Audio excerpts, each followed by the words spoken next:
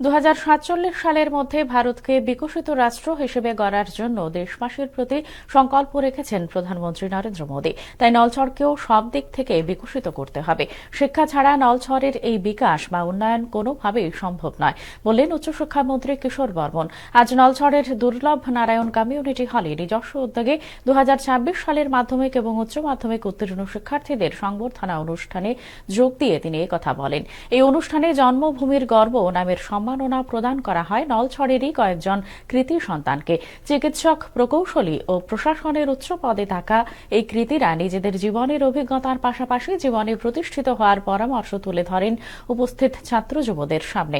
অনুষ্ঠানে অন্যান্যদের মধ্যে ছিলেন নলছড় পঞ্চায়েত সমিতির চেয়ারপারসন স্বপন কুমার দাস সহ বিশিষ্টরা। আমাদের প্রধানমন্ত্রী আমাদের সবার সামনে লক্ষ্যমাত্রা রেখেছেন 2047 সালের মধ্যে আমাদের ভারতবর্ষকে বিকশিত রাষ্ট্র হিসাবে গড়ে তোলা, সমৃদ্ধশালী রাষ্ট্র হিসাবে গড়ে তোলা, শক্তিশালী রাষ্ট্র হিসাবে গড়ে তোলা। সেটা শুধুমাত্র পরিকাঠামোগত নয়, সেটা শুধুমাত্র অর্থনৈতিক ভিত্তিতে নয়, সেটা শুধুমাত্র সামরিক ভিত্তিতে নয়। পরিকাঠামোগত, অর্থনৈতিক, সামরিক, সাংস্কৃতিক, আধ্যাত্মিক, বিজ্ঞান, প্রযুক্তি সমস্ত দিক থেকে যাতে আমাদের ভারতবর্ষ বিশ্বের মধ্যে সর্বশ্রেষ্ঠ রাষ্ট্র হিসাবে অলঙ্কৃত হয় তার জন্য লক্ষ্যমাত্রা রেখেছে।